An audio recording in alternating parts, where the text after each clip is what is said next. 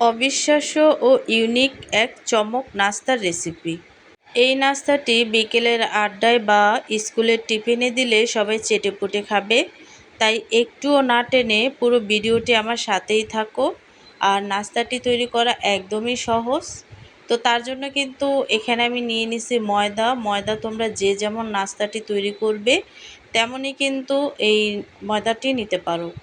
তারপর হচ্ছে এখানে আমি দিয়ে দিছি ইস্ট আর হচ্ছে লবণ দিয়ে তারপরে হচ্ছে ভালোভাবে আমি ময়দাটাকে মেখে নেব। আর এখানে আমি হালকা কুসুম তরল দুধ নিয়ে নিছি, আর এই দুধ দিয়েই কিন্তু আমি এই ডোটাকে তৈরি করে নেব। ডিমের অন্যান্য পুর আর মুচমুচে নাস্তাটি একদম পারফেক্ট করার জন্য এই দুটি জাদুকরি কিচেন টিপস অবশ্যই মনে রাখবে। ময়দা ও ইস্টের ডো মাখানোর সময় অতিরিক্ত গরম দুধ ব্যবহার করবে না। হালকা কুসুম গরম দুধ দিয়ে মাখলে ইস্ট পারফেক্টভাবে অ্যাক্টিভ হয়।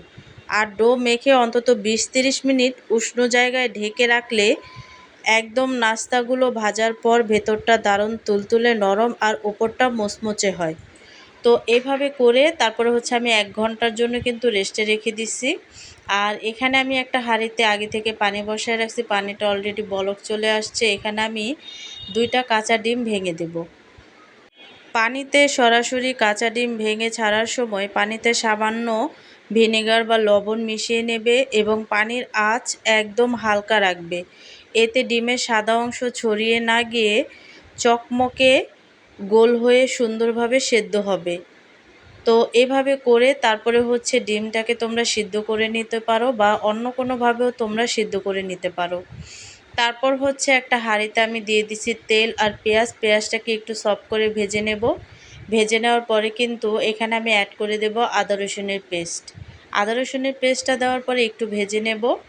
ভেজে নেওয়ার পরে এখানে আমি অ্যাড করে দেব যে ২টা ডিম আমি সিদ্ধ করে রাখছিলাম, সেই ডিমগুলোকে এখানে আমি অ্যাড করে দেব। দিয়ে তারপরে হচ্ছে খুরচুনের সাহায্যে একটু ঝুরি ঝুরি করে নেব। আর ঝুরি ঝুরি করলে দেখবে যে পেঁয়াজের সাথে কিন্তু একেবারেই মিশে গেছে। তো দেখো আমি কিন্তু ডিমটাকে অনেকটাই ঝুরি ঝুরি করে নিছি।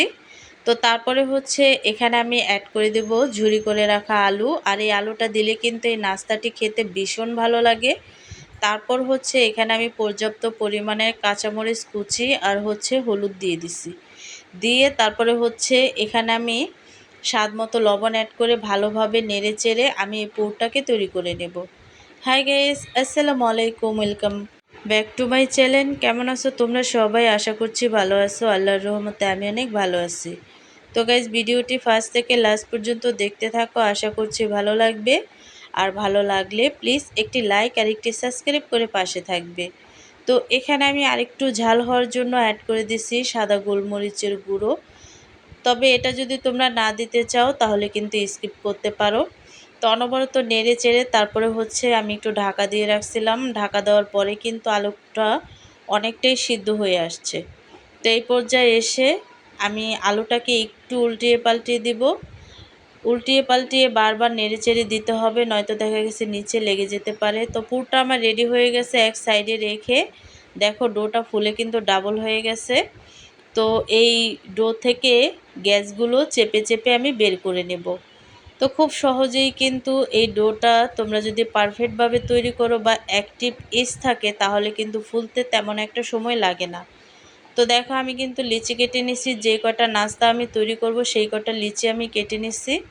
তারপর হচ্ছে এখানে একটা লিচি নিয়ে নিছি নাস্তাটি তৈরি করার জন্য। আর এটা কোনো বেলাবেলির ঝামেলা নাই, হাত দিয়ে এভাবে চেপে চেপে তারপরে হচ্ছে আমি নাস্তাগুলো তৈরি করে নেব। সাইড দিয়ে সাদা পানি, নর্মাল পানি এভাবে করে লাগিয়ে নেবে, নয়তো দেখা গেছে অনেক সময় মুখটা সিল করতে সমস্যা হয়। তারপর হচ্ছে এখানে আমি কিছু পুর অ্যাড করে দিচ্ছি। আর কি যে যতটুক পুর খাবে ততটুক কিন্তু কমিয়ে বাড়িয়ে এই নাস্তার মধ্যে অ্যাড করতে পারো। তো দেখো পরিমাণ মতো পুরটা দিয়ে তারপরে হচ্ছে আমি ভালোভাবে কিন্তু এই নাস্তাটিকে সিল করে নিব যাতে ছুটে না যায়। তো দেখো এইভাবে করে তারপরে হচ্ছে নিয়ে আমি ভালোভাবে আর কি আমরা পুলি পিঠা যেভাবে তৈরি করি সেভাবে করেই কিন্তু এই নাস্তাটি সিল করতে হবে। আর একটু সমস্যা হবে যেহেতু আমি পুরটা অনেকটা বেশি দিছি, তার জন্য কিন্তু সিল করতে একটু সমস্যা হবে। তারপরে যদি তুমি একটু চেপে চেপে নাও তাহলে কিন্তু পুরটা ভেতরে দিতে এবং সিল করতে তেমন একটা সমস্যা হয় না। তো দেখো আমি কিন্তু ভালোভাবে কুলি পিঠার মতো করে এই নাস্তাটিকে সিল করে নিছি। আর এটা যেহেতু ইস্ট আছে তার জন্য কিন্তু এই ময়দাটা খুব সহজে লেগে যায় আর কি, ডোটা। তো দেখো একটু চেপে চেপে দিলেই কিন্তু এটা একেবারে সিল হয়ে যাবে। তো দেখো এভাবে করে আমি চেপে চেপে কিন্তু একটা নাস্তা আমি তৈরি করে নিছি। এভাবে করে আরেকটা নাস্তা আমি তোমাদেরকে দেখাচ্ছি যাতে তোমাদের বুঝতে সুবিধা হয়। তো এভাবে করে হাত দিয়ে একটু চেপে চেপে তারপরে হচ্ছে এখানে আমি পরিমাণ মতো পুর অ্যাড করে দেব। আর যে যতটুকু খাও তেমন পুরই কিন্তু এখানে অ্যাড করবে।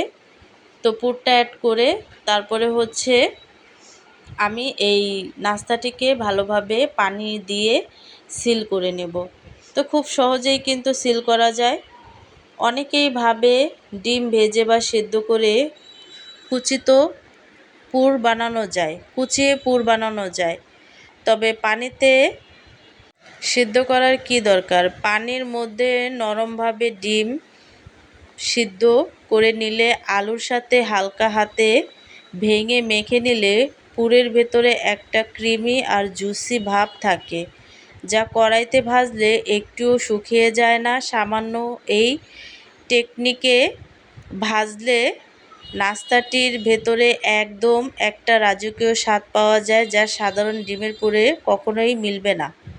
তো দেখো আমি কিন্তু তেলটা আগে থেকেই বসাইছি।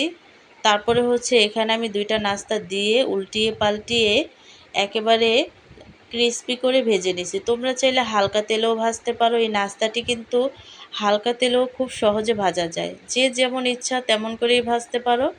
তবে আমি একটু তেলটা বেশি দিয়ে ভাজছি, যার ফলে এটা যেহেতু ইস্ট দেওয়া, ইস্টের নাস্তাগুলো যদি বেশি তেলে ভাজো না তাহলে কিন্তু অনেকটা ফুলে ওঠে। তো তেল ছেঁকে কিন্তু একটা নাস্তা আমি তুলে নিছি। এইভাবে করে সবগুলো নাস্তা আমি তৈরি করে নিছি, দেখতেই পাচ্ছ। তারপরে হচ্ছে পরিবেশন করে নেব। তো হয়ে গেছে নাস্তা, তৈরি হয়ে গেল নর্মাল বা ফুটন্ত পানিতে কাঁচা ডিম দিয়ে আমার এই ইউনিক নাস্তার রেসিপি। এই নাস্তাটি খেতে হবে দুর্দান্ত, যেহেতু এক নাস্তায় দুটি উপকরণ দেওয়া আছে। একে তো আলু ভাজি, তার মধ্যে আবার ডিম। তো এভাবে করে যদি তোমরা একই নাস্তায় দুটি জিনিস ব্যবহার করে সকালে একদম সহজভাবে তৈরি করো, খেতে হবে দুর্দান্ত। আমাদের কুলি পিঠার নাস্তাটি দেখতে কতটা লোভনীয় আর দারুণ হয়েছে। ফুটন্ত গরম জলে কাঁচা ডিম দিয়ে এত অপূর্ব রেসিপি হয় দেখে অবাক হয়ে যাবে। তাই দেরি না করে আজই ঝটপট এটি গড়ে পরিবারের সবাইকে তাক লাগিয়ে দাও। ভিডিওটি ভালো লাগলে প্লিজ একটি লাইক দেবে, কমেন্ট করবে এবং বন্ধুদের সাথে শেয়ার করতে ভুলবে না। আর প্রতিদিন এমন নতুন ও সহজ ঘরোয়া রেসিপি পেতে আমার চ্যানেলটিকে সাবস্ক্রাইব করে আমার পাশেই থাকো। তো আজকের রেসিপিটা কেমন লাগছে অবশ্যই কিন্তু কমেন্টে জানাবে। তো অন্য কোনো রেসিপি নিয়ে তোমাদের মাঝে আবার চলে আসব। আজকে এই পর্যন্তই। সবাই সুস্থ থাকবে, ভালো থাকবে। আল্লাহ হাফেজ।